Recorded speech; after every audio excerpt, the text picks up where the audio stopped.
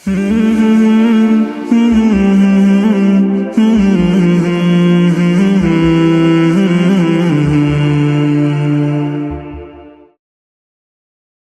لله رب العالمين والصلاة والسلام على أشرف المرسلين نبينا محمد وعلى آله وصحبه أجمعین اما بعد السلام علیکم ورحمۃ اللہ وبرکاتہ۔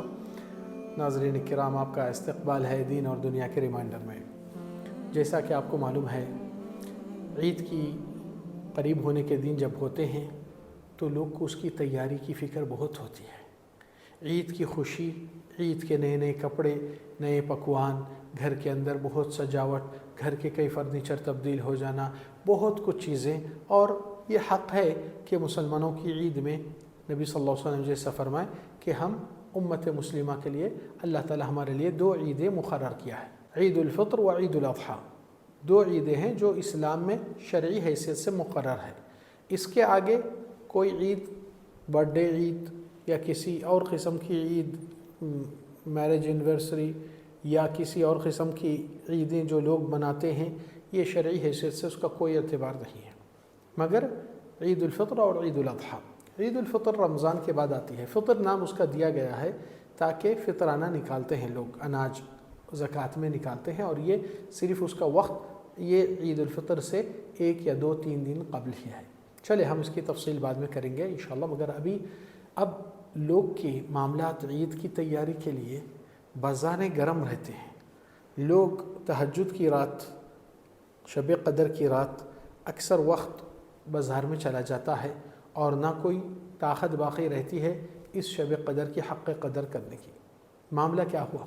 معاملہ کہ ایمان والوں کے اندر والذین آمنوا اشد حبا للہ، جو ایمان لائے اللہ کی محبت ان کے پاس بھاری رہتی ہے تو یہ ساری چیزوں کو ترک کرتے ہیں۔ آپ کی اور ہماری زندگی میں کیا فرصت آپ کو جبھی بھی ملتی ہے اپنی تیاری کے لیے صرف اسی دن جس دن آخر عشرہ ہے؟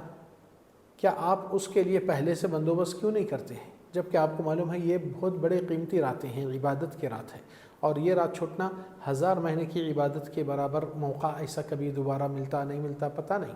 نبی صلی اللہ علیہ وسلم سے جب سوال کیا گیا ہے، اے اللہ کے نبی، اللہ کے نزدیک سب سے بدترین جگہیں کون سے ہوتے ہیں؟ اور بہترین جگہیں تو اللہ کی مسجد ہوتے ہیں، اللہ کے گھر، جہاں پر کوئی شرک نہیں ہوتا ہے، اللہ کی وحدانیت عبادت قائم کی جاتی ہے۔ تو نبی صلی اللہ علیہ وسلم اس کے بارے میں جبریل سے پوچھتے ہیں، اور جبریل امین آ کر جواب دیتے ہیں کہ اللہ کے نزدیک سب سے بدترین اور ناپسند جگہیں اللہ کے نزدیک بازاریں ہوتے ہیں۔ اور آج اس بازاروں کے اندر کیا ہوتا ہے؟ 5 چیزیں جس سے آپ اور ہم احتراز کرنا ضروری ہے، یعنی کہ بچنا ضروری ہے۔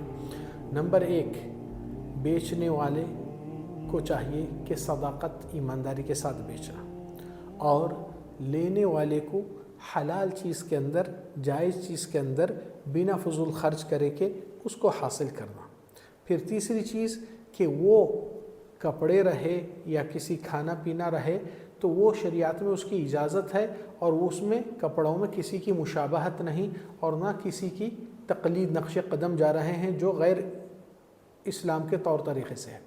پھر اس کے ساتھ ساتھ آپ کو معلوم ہونا چاہیے کہ جو بھی عیب یا خامی جس میں خرید و فروخت ہو رہا ہے اس میں بیان کرنا ضروری ہے، کیونکہ نبی صلی اللہ علیہ وسلم فرمائے کہ اذا تبايع البيعان، جب ایک دوسرے کے خریداری کرتے ہیں، سودا، لینے والا بیچنے والا خریدنے والا، فاذا بینا، اگر اس میں کوئی خامی ہے، کوئی برائی ہے، یہ زمین میں یہ گڑبڑ ہے، وہ گھر میں یہ خامی ہے، بیچنے سے پہلے صرف خوبیاں بتاتے ہیں، خامیاں چھپاتے ہیں، یہ چیز میں نبی صلی اللہ علیہ وسلم فرمائے اگر وہ لوگ ایک دوسرے کو کھلا بتا دیے بھائی یہ چیز ایسی ہے مگر اس میں یہ خامی ہے، اس کے اندر یہ کمزوری ہے، اس کے اندر یہ عیب ہے، تو نبی صلی اللہ علیہ وسلم فرمائے بورک لہما فی بیعہما، اللہ تعالیٰ برکت اور کامیابی دیتا اس سودے میں۔ وَإِنْ أَخْفَى، اگر چھپائے اور بیان نہیں کرے، برائی کو دھوکے میں رکھے سامنے والے کو، نبی صلی اللہ علیہ وسلم کیا فرمائے کہ اللہ تعالیٰ برکت ہی ختم کر دیتے ہیں۔ تو بازاروں میں چوتھی چیز جو ہوتی ہے، اکثر خریدنے بیچنے والے کے لیے ایک ایسی بات کہہ دیتا ہے، ارے بھائی یہ 50 روپے میں ہم بیچ رہے ہیں، حالانکہ ہم خریدے ہیں 45 میں، 45 میں، ہم کو 5 روپے کا منافع ہو رہا، تو یہ خریدار کو، آپ کو، بیچنے والوں کو ضروری نہیں ہے کہ میں اتنے میں لیا اتنے میں بیچا، کیونکہ اس میں نمبر ایک جھوٹ بھی ہو جاتی ہے، اور بعض لوگ نعوذ باللہ قسمیں بھی کھاتے ہیں۔ نبی صلی اللہ علیہ وسلم فرمایا کہ بازار سب سے بدترین، کیونکہ اللہ کی عظمت کی توہین ہو جاتی ہے وہاں پر۔ پھر آپ جو چیز خریدنے جا رہے ہیں، الحمدللہ آج گھر کے اندر وہی چیز میسر ہو گئی ہے لوگ کو، جو آج موبائل کے اندر سے بھی آرڈر دے کر منگا رہے ہیں۔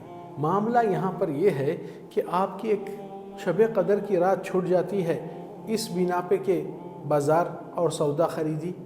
یہ ایمان والے ایسے وقت کو ضائع ہونے نہیں دیتے ہیں، اس لیے ایمان والوں کو ہم ترغیب دیتے ہیں کہ آپ لوگ اپنے سارے چیزوں سے فراغت ہو کر اس راتوں میں اللہم انک عفو تحب العفو فاعف عنی، اللہ سے استغفار، دعا، صلاۃ اور بہت سے چیزیں جو نیک صالح اعمال آپ کر سکتے ہیں اس راتوں میں، آپ اپنے آپ کو محروم مت کیجیے۔ خیر، یہ مہمان کا، یہ رمضان کا آپ کو معلوم ہے کتنا بڑا ہے، مغفرت کے موقع بے حساب دیے گئے، توبہ کی، استغفار کی، بہت کچھ چیزیں اللہ تعالی ہمیشہ تو کرتا ہے، مگر یہ موقع میں روزے کی عبادت ہو رہی ہے، اور نماز کی عبادت ہو رہی ہے، قرآن کی تلاوت کی ہو رہی ہے، خیرات، صدقات، زکوٰۃ، کتنی عبادتیں ہو رہی ہیں۔ جب نیکی ایک کے ساتھ کرتے جاتے ہیں تو دل میں ایک ایمان کی افروز اور بلندی ہوتی ہے۔ اس وقت انسان سچے دل سے اللہ کی محبت سے مانگتا ہے اور اللہ تعالیٰ سے یقین کے ساتھ اپنی حاجت کو پوری کرتا ہے۔ کہنے کا مقصد کہ بازاروں میں اگر جائیں گے تو اپنا مختصر چیز مختصر وقت میں چھوڑ کر نکل جائیے، کیونکہ وہاں پر بیچنے والے اپنی نمازوں کو بھی ضائع کر دیتے ہیں اس کسٹمر کی وجہ سے۔ نمبر دو کہ کسٹمر بھی، خریدنے والا ایسی جگہ پر جاتا ہے جو کبھی کوئی نماز کا وقت بھی چلا جاتا ہے اور اس کو قضا کر لیتے ہیں اور سمجھتے ہیں یہ معمول ہے۔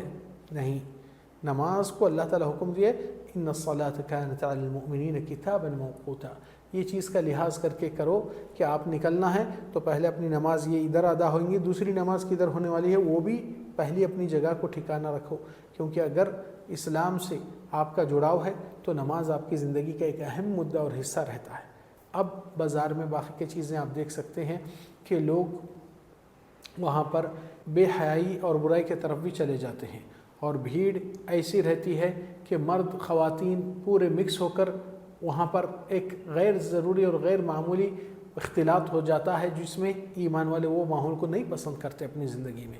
البتہ جو بے حیائی اور برائی چاہتے ہیں وہ لوگ کو وہ ماحول پسند آتا ہے، ایمان والوں کو ایسی چیز نہیں پسند ہوتی ہے۔ اس لیے میری نصیحت ہے میرے خواتین، ماں، بہنیں اور ہمارے نوجوان اور مرد حضرات کہ یہ چیز کا خیال کرتے ہوئے اپنی مارکیٹنگ سے وہ چیز حاصل کرو جو جائز اور حلال ہے، اور اللہ کا کوئی حکم کی نافرمانی فرض میں ضائع نہ ہو۔ اللہ سبحانہ وتعالی سے دعا ہے کہنے سے زیادہ کرنے کی توفیق عطا فرما۔ وصلی اللہ وسلم وبارک علی نبینا محمد وعلی آلہ وصحبہ اجمعین۔ السلام علیکم ورحمۃ اللہ وبرکاتہ۔